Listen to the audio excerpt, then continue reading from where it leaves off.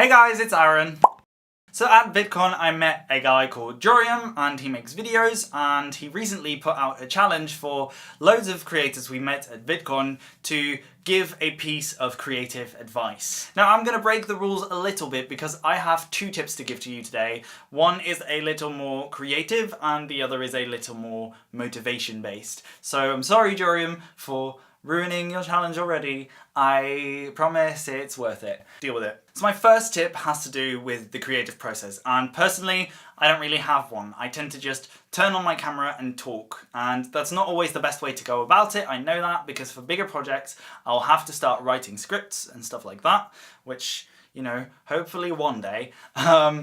But the way I tend to work is very brainstorm based. I'm very much an extrovert, and so I process my thoughts by talking about them, and I talk and I talk and I talk and I talk to my camera, and eventually I'll edit it down into something coherent. So that's personally my process, and it'll depend on the way you prefer working, but the way I do it is by talking about things I care about. And for example, I really struggled as a small creator in the beginning, and so that's why I'm making this video.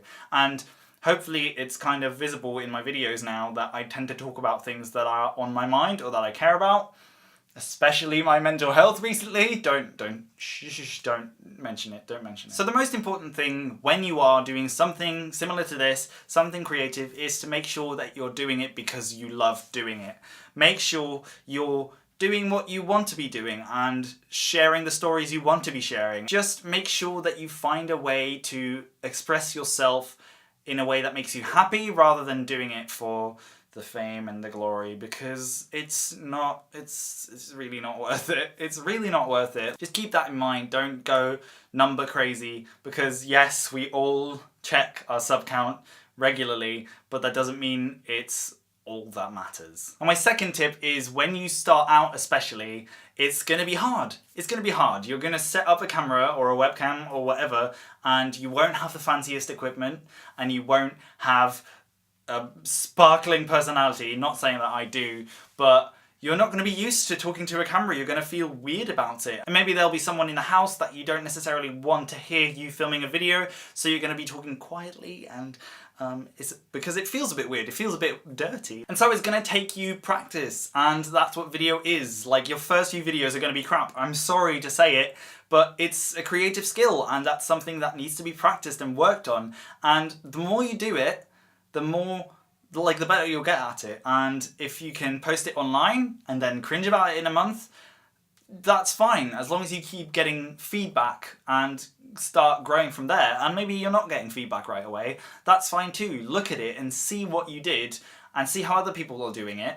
Not necessarily massive people, but just people in general, how they make films if you want to do film, or how they vlog if you want to vlog. Then look at that and compare yourself to them. Not in a sense of, oh, they're so much better than me, I'm doing so crap, I'm gonna stop. But in a sense of, they're doing something different to me, and I want to be able to do it their way, because then my stuff gets better. Just as long as you, tying in with the other tip here, as long as you make sure you're doing it for yourself, because that's the best part. I started doing YouTube because I wanted to be part of the big YouTube group, and it would be so cool if I was friends with them. But right now, I have my own friend group from YouTube, because we all have a common interest and they're all great people, and it's so nice to have that. So if you do start making YouTube videos, do it for the people and do it for yourself, rather than doing it for the numbers and the money and whatever else. Now, this video did have to be under 3 minutes, and I might already have run over that. I'm really bad at knowing how long I talk for and how much I edit out, so we'll see how long this is. Sorry, Jori, if it's way too long. Another part of the challenge was to give video recommendations, and I'm going to give you 2 instead of 1 because I'm that person. And the first one is a video called Learning Japanese, or I think that's what it's called right now, by Tessa Violet, who is an amazing singer-songwriter and a creative person, talks a lot about mental health, and I personally think she's great. She's a very, very amazing creator. I love her stuff. And so I definitely urge you to check out some of her stuff. Learning Japanese specifically is a video about what I just talked about honing your skills and practicing something and doing it over and over again, because it is its own skill and that means you need to practice it. The other video is Why Are Artists Never Happy, I think is what it's called, by DSLRGuide, who is also an amazing YouTuber if you only just started.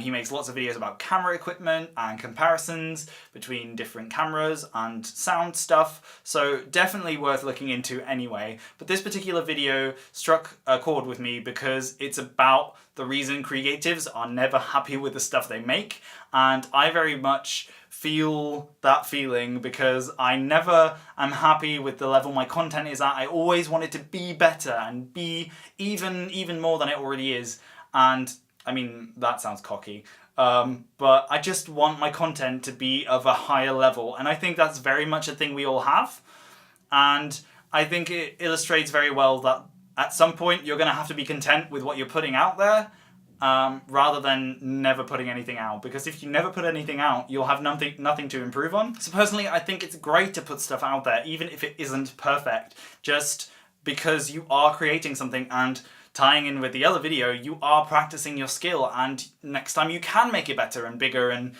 amazing. And yeah, that's what I'm going to leave you with today. I hope you guys liked this video. Give it a quick thumbs up if you did. Make sure to check out the rest of the videos. I think Jori is putting them all in a playlist, so you can check those out.